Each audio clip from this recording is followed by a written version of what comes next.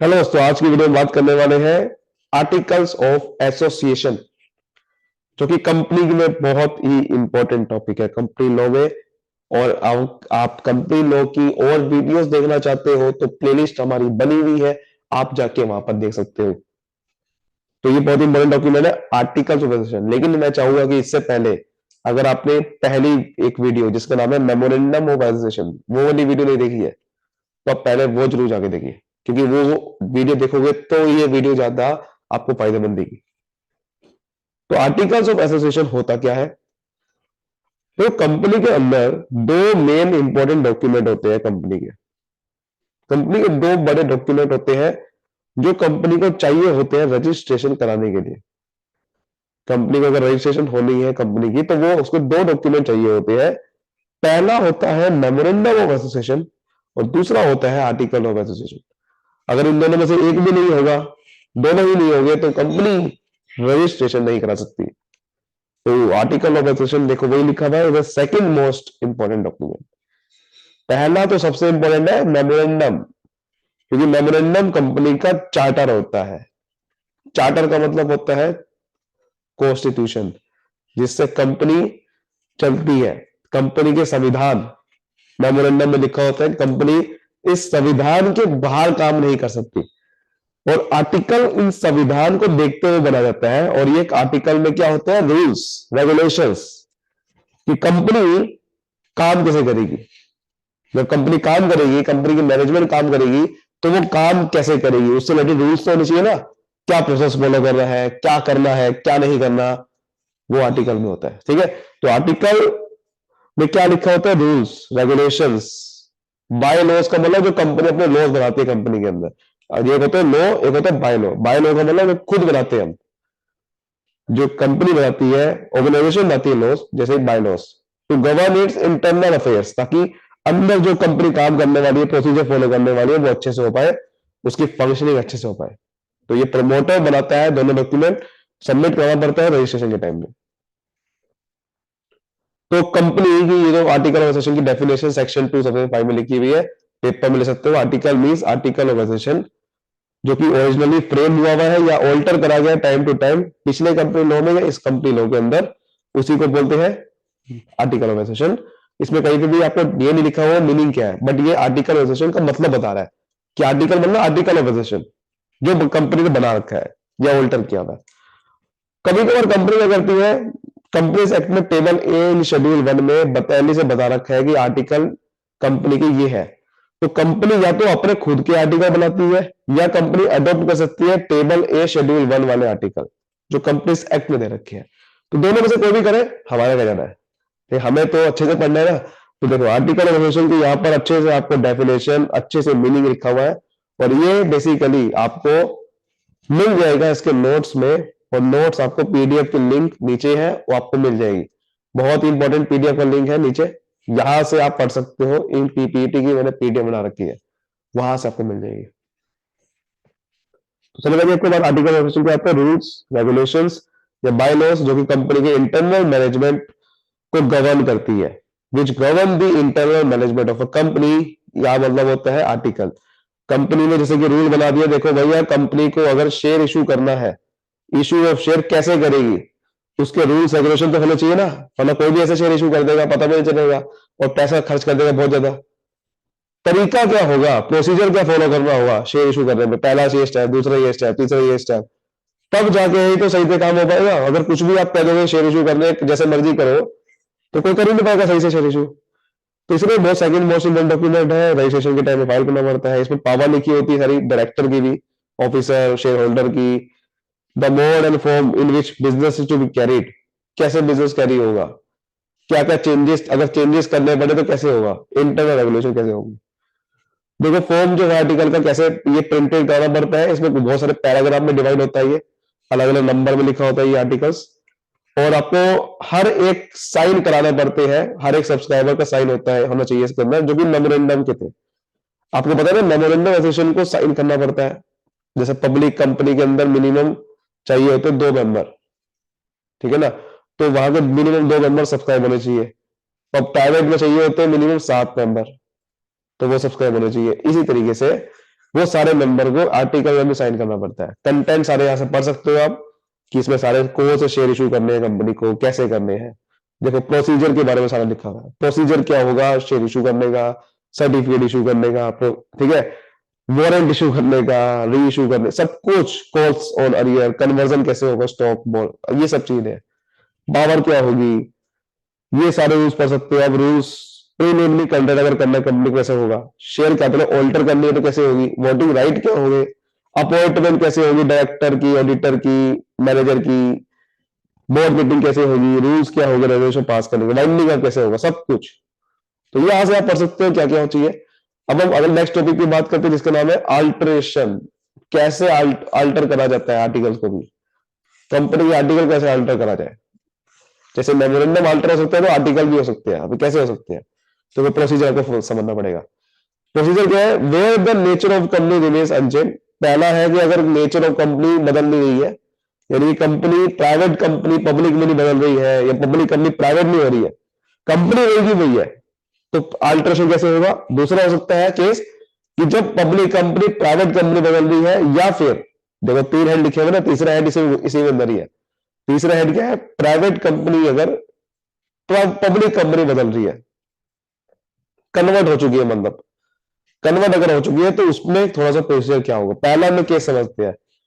पहले केस में सबसे पहले आपको बोर्ड ऑफ डायरेक्टर की अप्रूवल लेनी पड़ती है। आपको ना सबसे पहले बोर्ड ऑफ मीटिंग बुलानी पड़ती है कि आओ भाई बोर्ड वालों आओ, देखो भैया हम ना कंपनी के आर्टिकल को बदल रहे हैं, पहले बोर्ड मीटिंग बुलानी पड़ती है।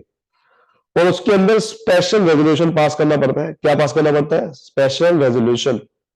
रेजोल्यूशन पता है ना आपको, रेजोल्यूशन मतलब एक प्रपोजल लाया हूं मैं कि भाई मुझे, टॉपिक उसके अंदर होता है कि भाई मुझे देखो, जैसे कि हम पार्लियामेंट में बिल लाते हैं ना, वैसे रेजोल्यूशन लाते हैं कोई भी अगर कंपनी में डिसीजन लेने से पहले, तो प्रपोजल लाते हैं।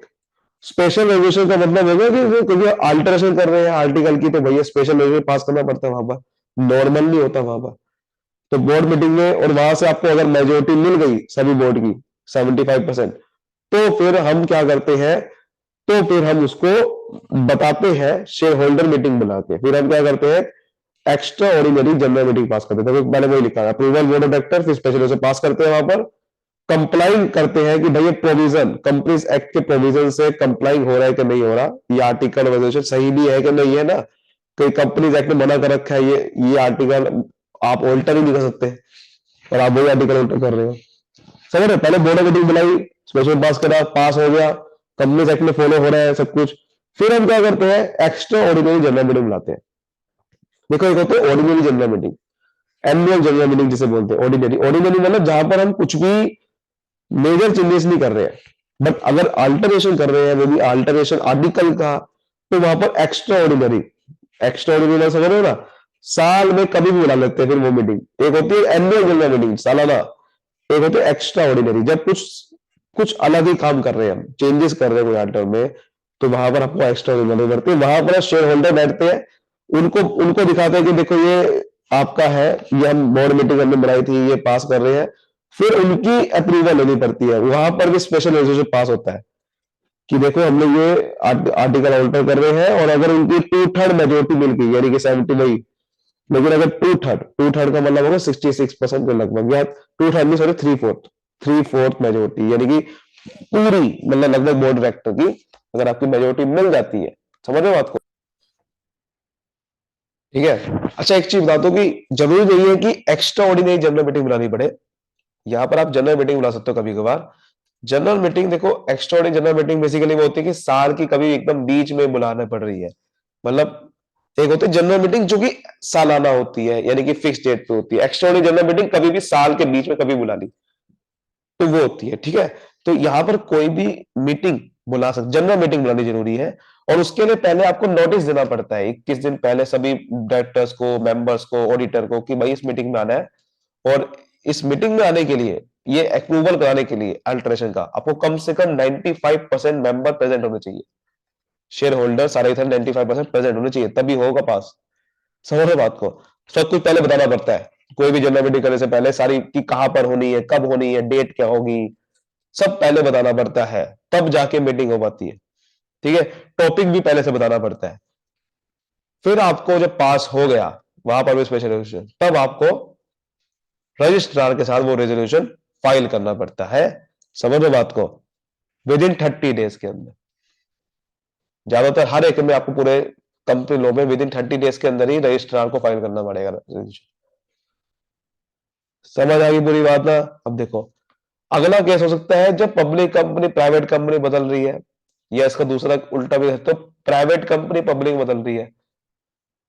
तो अगर ऐसी कंपनी है तो वहां पर आपको पहले बोर्ड को रेजोल्यूशन पास करना पड़ेगा, वही सब चीजें होगी, स्पेशल रेजोल्यूशन पास करना पड़ेगा, मीटिंग बुलानी पड़ेगी, सब कुछ सेम टू सेम आपको वही लिखना है। बट तीसरा पॉइंट नहीं कहा जाएगा, ट्रिब्यूनल के साथ, ट्रिब्यूनल के साथ आपको परमिशन लेनी पड़ेगी। ये हमारा बस इसमें एक अलग आ जाएगा कि अगर कोई ऐसी कंपनी है जो कि चेंजेस उसमें हो गए, तो वहां पर आपको ट्रिब्यूनल, ट्रिब्यूनल क्या है भैया? ट्रिब्यूनल मतलब national company law tribunal, NCLT. जैसे कोर्ट होता है ना, कंज्यूमर का कोर्ट है, वैसे कंपनी वालों का एक कोर्ट है ये एनसीएलटी, जहां पर कंपनी से रिलेटेड कोई भी केस फाइल कर सकता है। कंपनी से रिलेटेड सारे लीगल प्रोसीडिंग कौन चलाएगा? एनसीएलटी। तो वो आपको वहां पर ट्रिब्यूनल की अप्रूवल लेनी पड़ती है बस। ठीक है, ये चीज है। फिर आपका लिमिटेशंस की बात करें कि लिमिटेशन क्या है, अल्टर, अगर अल्टर आपको करना है आर्टिकल्स को, तो लिमिटेशन क्या है, क्या क्या आप नहीं कर सकते? देखो, alteration must not exceed the scope और कंप्लीट मेमोरेंडम। मैंने वो क्या बताया, मेमोरेंडम के अंदर ही तो बनता है, संविधान को देखते हुए बनता है आर्टिकल। तो मेमोरेंडम को कंफ्लिक्ट ना कर दे। सपोज करो मेमोरेंडम में लिखा हुआ है कि कंपनी शेयर इशू नहीं कर सकती, और आपने अल्टर में, मतलब शेयर इशू इस टाइप के नहीं कर सकती, मान लो डिवेंचर इशू नहीं कर सकती कंपनी, और आपने आर्टिकल में ऑल्टर कर दिया और आपने एक आर्टिकल डाल दिया कि इशू ऑफ डिवेंचर कैसे करेगी कंपनी। तो ये तो भैया गलत कर रहे हैं, मेमोरेंडम को देखते हुए गलत बना दिया आपने।